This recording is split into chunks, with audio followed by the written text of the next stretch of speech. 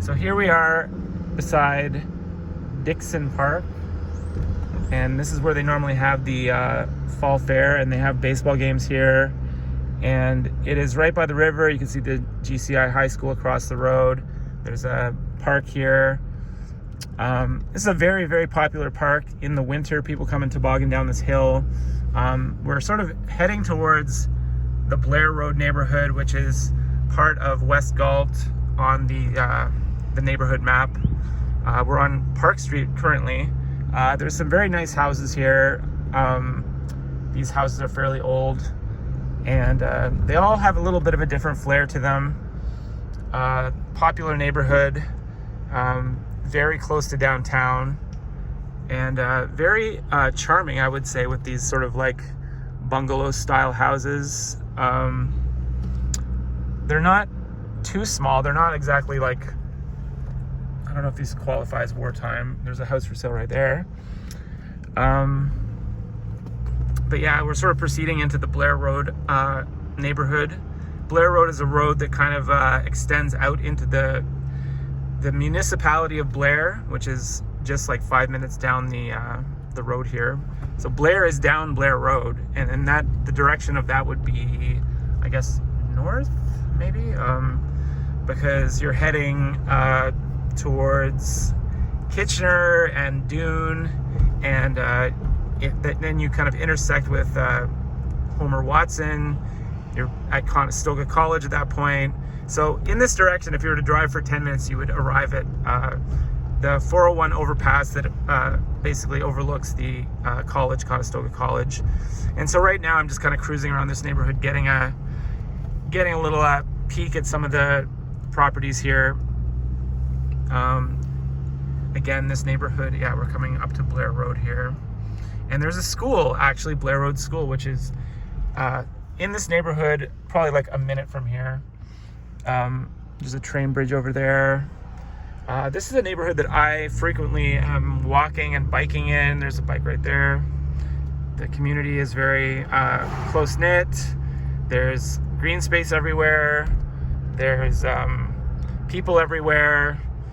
And it's generally like, as far as, I'd say as far as safety goes, it's very safe, more or less. There's nothing really bad ever happens here. I'm sure, once in a blue moon something might happen, but this train is always, actually my favorite feature of this neighborhood is this train, because every day, several times a day, you hear off in the distance, depending on where you are in the town, you hear this like far off kind of train piping away there, and you can hear it, and it's very sort of like it's just a nice sound if you're like have some distance from it. If you're in the neighborhood, you might hear it a little bit louder because it kind of flies through this neighborhood a few times a day, carting goods around the country.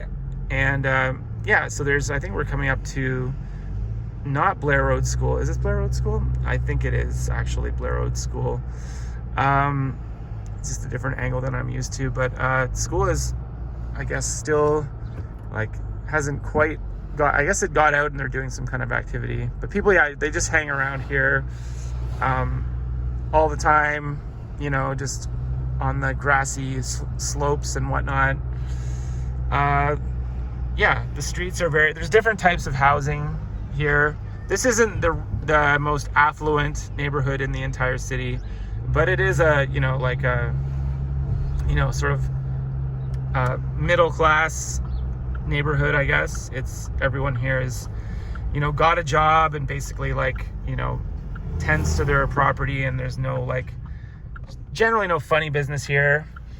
As far as, how busy it is, I guess it's active. It's as active as a neighborhood ought to be. Really, it's the road, the main road is beyond these houses, and it kind of goes towards Blair, as I said.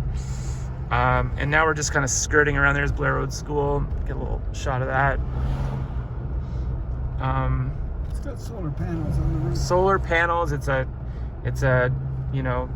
using the technology to do some environmentally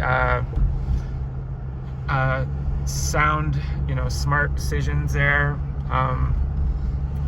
Just basically forward-thinking kind of population here in Cambridge. I don't know if I mentioned that we're in Cambridge. We're in Galt, which is part of Cambridge.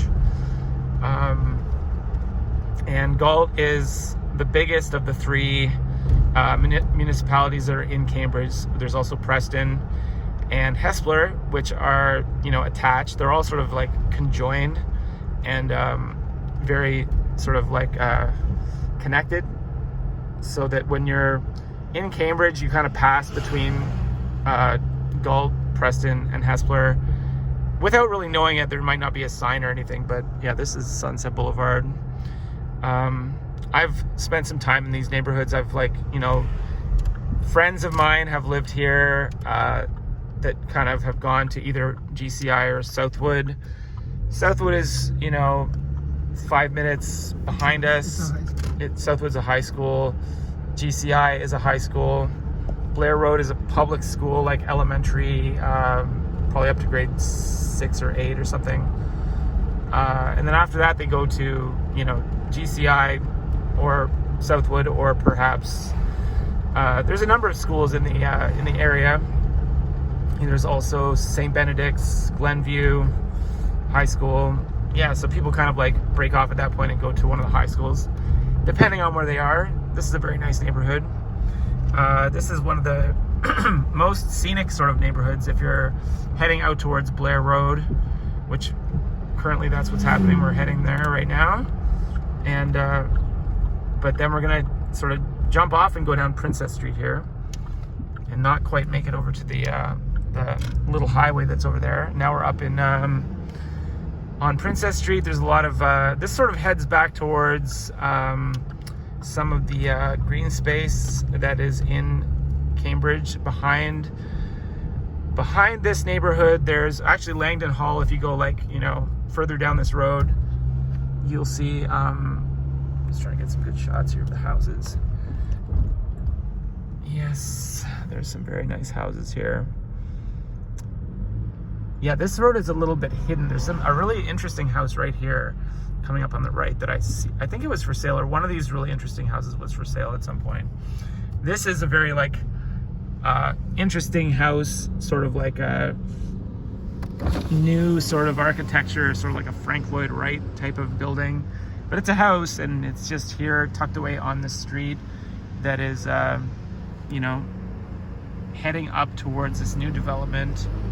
We're gonna go down Hawthorne here, and we're on Newman. Yeah, Newman's the street that I bike on with my family sometimes. There's a new house right there coming up. But yeah, there's some interesting architecture right here. Like, as you can see, it basically there's like a Spanish sort of house there, and they're all sort of in the same neighborhood. So you'll have, I guess there's some people with that have some money and some different tastes that they want to have express themselves.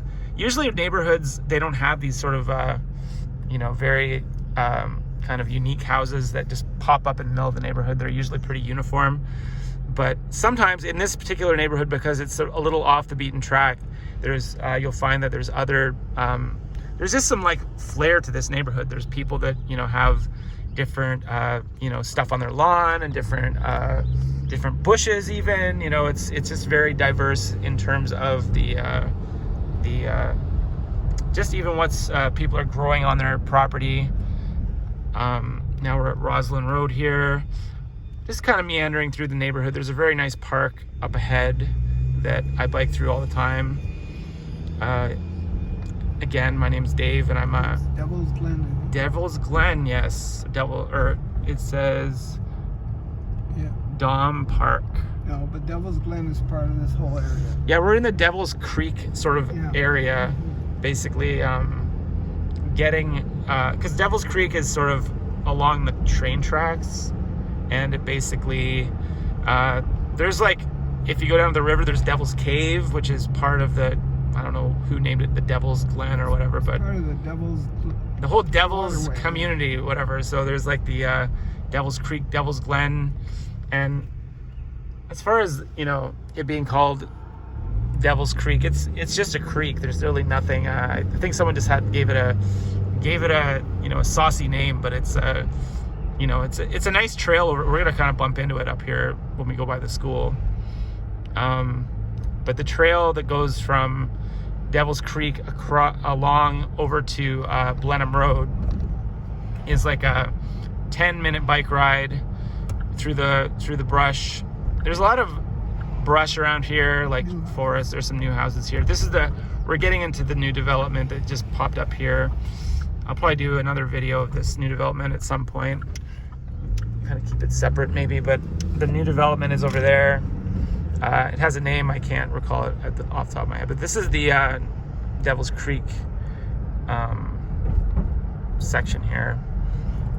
Coming up to it on the right, there's these houses, the different styles, some really large kind of houses there, and then everyone's sort of around the school. There's a school that's just over this hill here, Devil's Creek Drive,